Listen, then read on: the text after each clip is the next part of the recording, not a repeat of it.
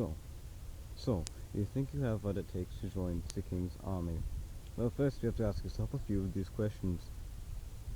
Are you 15 years of age? Do you have at least 4 good teeth? And are you at least 4 to 5 feet tall?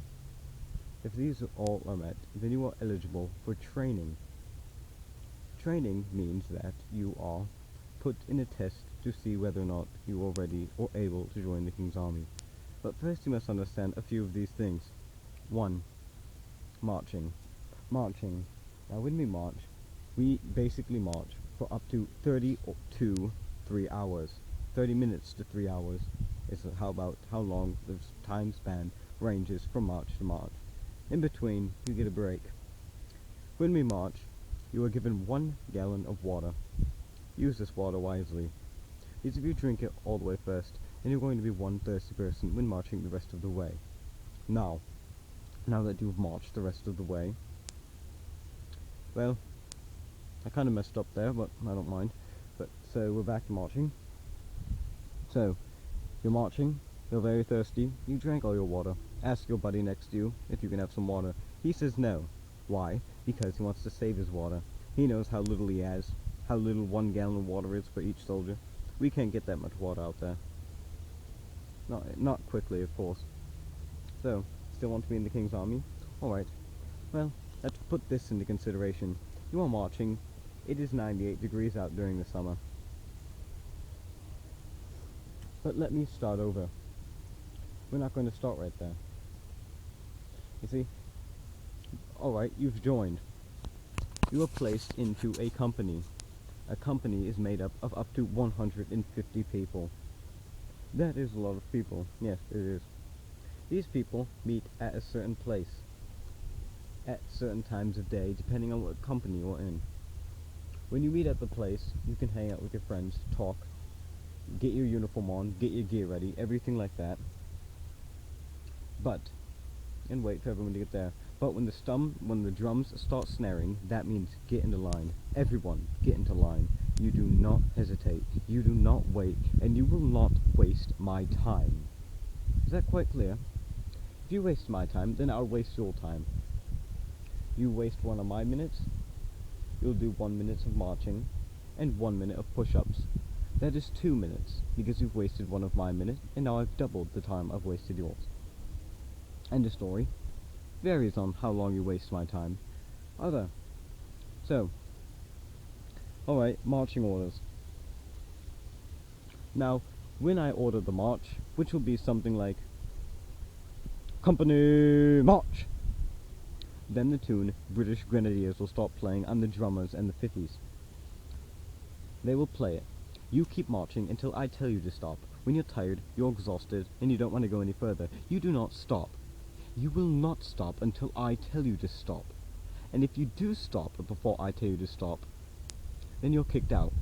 Let's say you fall over from heat exhaustion. You're getting kicked out. You've wasted my time. And you will not fit to be in this army. End of story.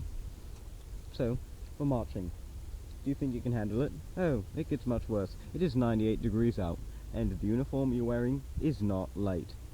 So, we put on our white padded pants. These pants protect us from the airsoft bullets. And then we put on our white stocks, which are part of the uniform. They look like those weird colonial white stocks that would go from the ankles all the way up to the hip in the colonial times. Then you will wear your white padded undershirt that protects you from the bullets. Then you will put on your white dress shirt. And then you will put on your red uniform. And let's not forget your hat. Now that seems like a much, doesn't it? Well, that's too bad. That is how it is, and there's nothing you can change about it. You take off any part of your uniform while marching or in battle, you are out. End of story. You will not disgrace the king like that. Alright, let's move on to what we use in battle. At the beginning of the battle, we will march towards the enemy in our long columns. Columns of 3. Rank 1, rank 2, and rank 3. Columns of rows of 3. Got it? In these rows, there's about a third of 150 people. You can do the math yourself, because I'm not figuring it out. Next. Next. Right, let's see what's next. Right, so we're marching to battle. You do not stop and fire until I tell you to stop and fire. You keep marching at them. They may be firing at us, and per person are going down one by one next to you. You keep marching until I tell you to stop marching. If you stop, you are out. Got it? Good. So don't stop. Not until I tell you to. When you're hit, you go down. That is the rules are, and we respect the rules. But when we are in battle, this is what we shoot. See it? Or is there not enough light? Yeah, I'll try and move it around. Nope. See this little bugger? This is what we fire. It is made of steel. It is round, and it is smaller than a real musket ball. If it was as big as a real musket ball, we'd be out there killing each other, and we really don't want that lawsuit on us, now do we? This hurts. If it hits you on the bare skin, you have an 80% chance of it going through your skin, and you having to go to the hospital. That's not a good day. So wear your uniform and your padding underneath it, so you're protected from one of these little buggers. When you are hit on the uniform, it just stings really, really badly, like a shot, but only for a brief few seconds. This will blind you.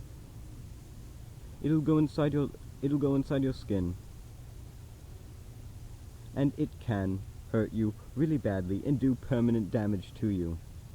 But good thing you signed the waivers, saying that we are not responsible for any accidents that occur. Good. Now, enough with the bullets, let's go to the gun. Laying up against this tree, I have an airsoft training musket. This musket is approximately, I don't know how long, don't ask, but it is a training musket. The difference between a training airsoft musket and a real airsoft musket is, the real airsoft musket does not have this cock right here. This cock is pulled back and puts the bullet in the chamber. And the real airsoft rifle, you come here and you put the bullet in the top and you shove it down with a ramming stick that should be right here. Then you put fake powder in it to make it look real. This powder is not real and doesn't contribute to the firing mechanism. It just makes smoke come out the end when you fire it. But that's all with the real airsoft musket, one I do not have here with me. Alright, let's begin to fire. See this?